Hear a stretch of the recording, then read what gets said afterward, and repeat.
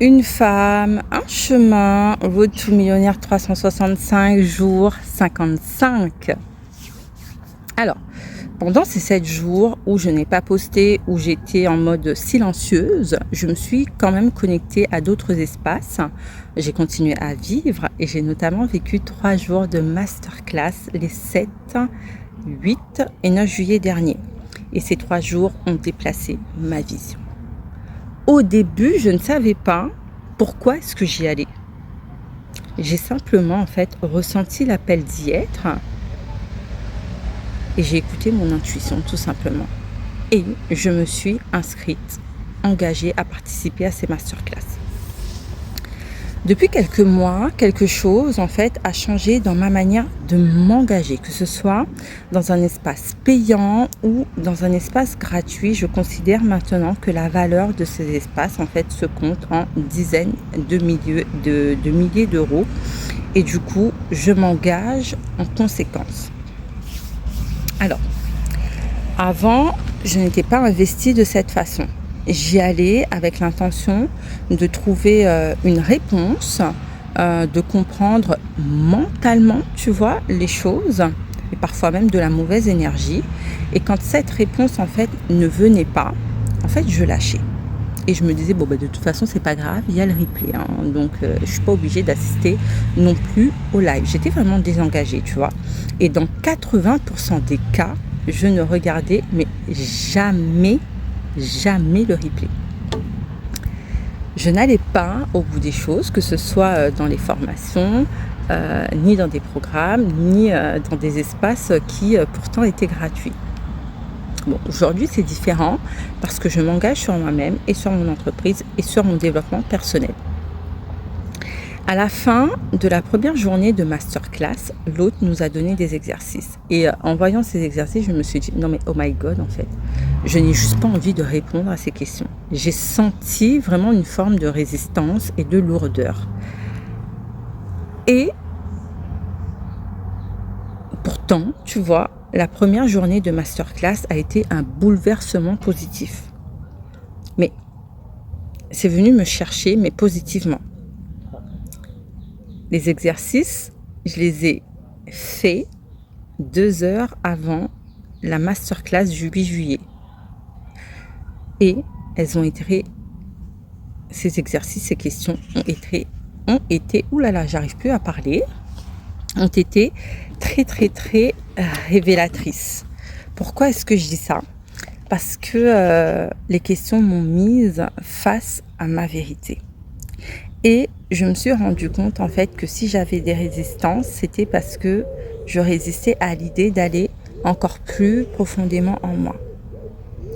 Et là, j'ai réalisé que mon cerveau reptilien sentait une menace en fait dans cette profondeur et qu'il voulait me garder en survie dans ce que je connaissais déjà. Comme si là, c'était trop dur, tu vois. J'ai fait les 3 jours de masterclass et le vendredi 10 juillet, j'ai eu un échange de 45 minutes avec l'hôtesse de cette masterclass. Et c'était important pour moi de lui faire un retour sur tout ce que ça avait éveillé en moi, sur tout ce que ça a été, sur tout ce que ça avait bouleversé en moi, mais qu'en même temps, tu vois, ça avait déployé ma puissance. Au terme de ces 3 masterclass, en fait, j'ai trouvé des réponses et des questions qui m'ont obligée à revenir à l'essentiel. Ouais, c'est ça. Comme, pourquoi est-ce que je construis Road to Millionnaire ? Comme, qu'est-ce que je croyais porter comme vérité alors que ce sont des valeurs universelles, quoi. Une valeur universelle, en fait, c'est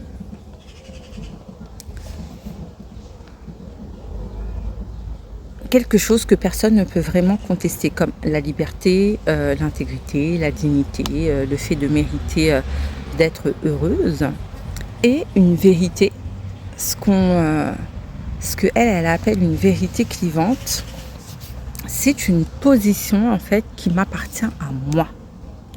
Une position qui m'appartient à moi et qui peut diviser. Et qui suppose en fait qu'on partage déjà ma vision du monde. Ou pas, qui suppose que des personnes partagent ma vision du monde ou pas, ou que je suis la seule à la partager et que je la divulgue au monde. Un exemple peut-être de vérité clivante. Une femme n'a pas besoin d'un coach pour devenir qui elle est déjà, par exemple. Aujourd'hui, la question, ou du moins durant ces quelques jours, tu vois, la question était qu'est-ce que je veux vraiment transmettre au monde comme vérité? Cette question a continué à m'accompagner bien après la fin, en fait, des masterclass, de ces 3 jours de masterclass. Je marchais avec cette question, je travaillais, je mangeais, je dormais avec cette question. Incroyable. Elle était là, quoi. Et moi, j'étais en train de chercher la vérité que je n'osais pas encore assumer aujourd'hui. Qu'est-ce que cette vérité, en fait, vient changer dans le monde? Une vérité qui évolue avec qui je suis, mais à la fois une vérité suffisamment profonde pour moi, pour que ça existe encore peut-être dans 5 ans, dans 10 ans ou dans 100 ans, peut-être. Enfin bon. En tout cas, c'est à partir de là que Road to Millionnaire et moi-même avons commencé à changer, tu vois, de dimension. Et quand je parle de dimension physique, mentale, énergétique, émotionnelle, spirituelle aussi, parce que là, j'ai compris quelque chose, c'est que je ne cherchais plus seulement à accompagner des femmes, tu vois. Je cherchais à contribuer à un monde qui reçoit enfin ce que les femmes sont venues créer. Et ça, c'est tellement plus puissant que de dire que je veux qu'une femme vive mieux, qu'une femme se reconnaisse, qu'une femme se libère en fait de ses croyances ou de ses émotions. Enfin, tu vois, cette phrase a déplacé toute ma manière de regarder mon travail.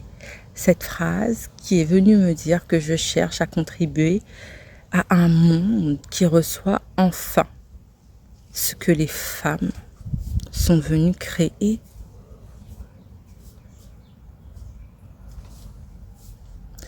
je peux te dire que lorsque le regard change, tout commence à s'aligner naturellement. Ça change tellement les choses quand on passe de la valeur universelle à une vérité. Et je sais que la frontière entre une valeur universelle et une vérité est tellement mince.